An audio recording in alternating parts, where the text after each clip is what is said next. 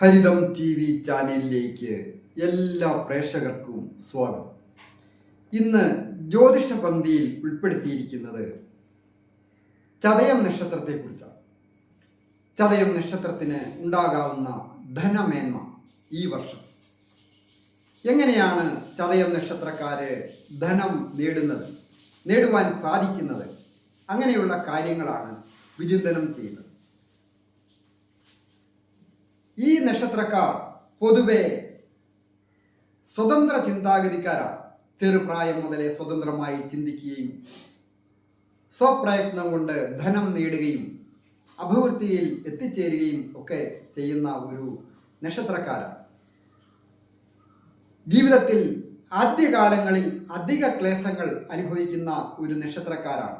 പല രീതിയിലും സമൂഹത്തിലും പ്രവർത്തിക്കുന്ന രംഗങ്ങളിൽ എതിർപ്പുകൾ ധാരാളം ഉണ്ടാകുമെങ്കിലും പിന്നീട് സമൂഹം ഇവരെ അംഗീകരിക്കുകയും ആദരിക്കുകയും ചെയ്യും. സ്വന്തമായി വ്യാപാരങ്ങളിലും വിപണനങ്ങളിലും ഒക്കെ ഏർപ്പെട്ട് അഭിവൃദ്ധി പ്രാപിക്കുവാൻ ഈ നക്ഷത്രക്കാർക്ക് പ്രത്യേകമായ ഒരു കഴിവുണ്ട്. ആ കഴിവുകൾ വേണ്ട രീതിയിൽ വിനിയോഗിച്ചാൽ അപ്രതീക്ഷിതമായി പെട്ടെന്ന് ധനവാന്മാരായി തീരുവാൻ, ധനം ഉയർച്ച നേടുവാൻ സ്ത്രീകൾക്കായാലും സാധിക്കുന്ന ഒരു നക്ഷത്രക്കാരാണ്. അതുപോലെ തന്നെ പണം പ്രശസ്തിയും വന്നിച്ച് കലാരംഗത്തൊക്കെ ശ്രദ്ധിക്കുന്നവർക്ക് പെട്ടെന്ന് തന്നെ പ്രശസ്തി വന്നു ചേരുന്നതിനും ഒക്കെ യോഗമുണ്ട്. പൊതുവെ നല്ല ഒരു ഗൃഹ അന്തരീക്ഷം കെട്ടിപ്പടുക്കുവാൻ, സ്നേഹം പരസ്പരം കുടുംബാംഗങ്ങൾ തമ്മിലും സമൂഹത്തിലും ഒക്കെ ഒരു സ്ഥാനമാനങ്ങളൊക്കെ ഉണ്ടാക്കിയെടുക്കുവാൻ അതീവ ജാഗ്രത എടുക്കുന്ന ഒരു നക്ഷത്രക്കാരാണ് ഈ ചതയം നക്ഷത്രക്കാർ. തൊഴിൽ രംഗത്ത് ഈ വർഷം പ്രമോഷൻ വന്നിച്ച് സ്ത്രീകൾക്കായാലും സ്വന്തമായിട്ട് ഒരു തൊഴിലൊക്കെ ആരംഭിക്കണമെന്ന് ആഗ്രഹിക്കുന്ന ഈ നക്ഷത്രക്കാർക്ക് അഭിവൃദ്ധികളും ഐശ്വര്യങ്ങളും വന്നു ചേർന്ന് സാമ്പത്തിക ഉന്നമനത്തിൽ എത്തിച്ചേർന്ന് പുതിയ വാഹനം വന്നു ചേരുന്നതിനോ, പുതിയ ഗൃഹം വാങ്ങുന്നതിനോ, ഉള്ളത് പുതുക്കിപ്പണിയുന്നതിനോ, കുടുംബത്ത് ഒരു മംഗളകാര്യങ്ങൾ നടക്കുന്നതിനും ഒക്കെ യോഗമുണ്ട്. ജീവിത പങ്കാളിയുടെ കുടുംബവുമായി ബന്ധപ്പെട്ട് അപ്രതീക്ഷിതമായ ധന ആഗമന യോഗവും ധനമേന്മയും ഉയർച്ചയും ഒക്കെ വന്നു ചേരുവാൻ യോഗമുള്ള ഒരു നക്ഷത്രമാണ് ഈ വർഷം. മേലധികാരികളിൽ നിന്ന് അംഗീകാരങ്ങൾ വളരെ താമസിച്ചു മാത്രമേ ഇവർക്ക് ലഭിക്കുകയുള്ളൂ.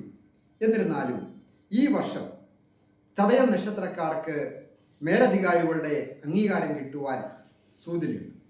വ്യാഴത്തിൻ്റെ ആനുകൂല്യവും അതുപോലെ തന്നെയാണ്. ഏഴര ശനി അനുഭവിച്ചുകൊണ്ടിരിക്കുകയാണ് എങ്കിലും അത് ജന്മത്തിൽ അത് ബലം കുറഞ്ഞു വരുന്നു.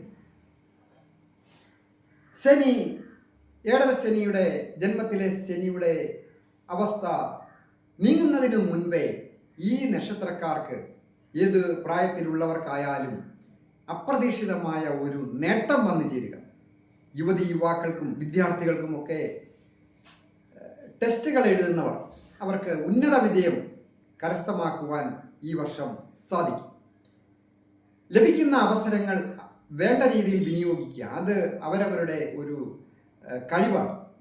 അത് തന്നെയുമല്ല, ഈ ചതയം നക്ഷത്രക്കാർ ഉത്സാഹമുള്ളവരാണ്, പ്രയത്നശീലമുള്ളവരാണ്, അവർ അവസരങ്ങൾക്കായിട്ട് കാത്തിരിക്കുന്നവരാണ്.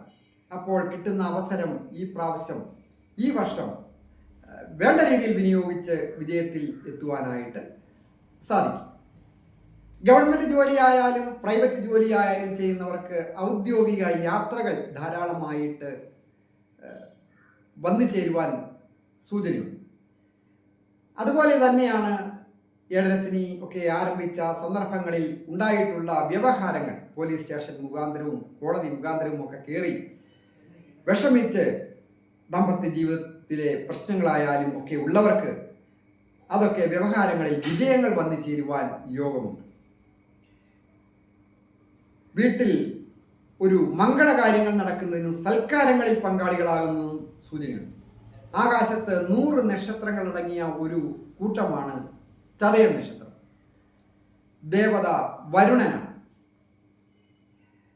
വന്നുചേര്, അതായത് മെഡിക്കൽ രംഗത്തായാലും മറ്റ് IT മേഖലകളിലൊക്കെ പഠിച്ച് പാസ്സായ വ്യക്തികൾക്ക്, യുവതികളായാലും യുവാക്കളായാലും ഒക്കെ വിദേശത്ത് പോകുന്നതിനുള്ള ഒരു ചാൻസ് ഒത്തുവരിക, വിദേശ കമ്പനികളിൽ ജോലി കിട്ടുക, ഇന്ത്യയിൽ അല്ലെങ്കിൽ വീട്ടിലിരുന്നു കൊണ്ട് തന്നെ വർക്ക് അറ്റ് ഹോമായിട്ട് വിദേശ കമ്പനികളിൽ ജോലി കിട്ടുവാനും അങ്ങനെ ജോലി ചെയ്തുകൊണ്ടിരിക്കുന്നവർക്ക് വിദേശത്ത് പോയി സെറ്റിൽഡ് ആകാനായിട്ടൊക്കെ വിസ ലഭിക്കുന്നതിനൊക്കെ യോഗമുണ്ട്.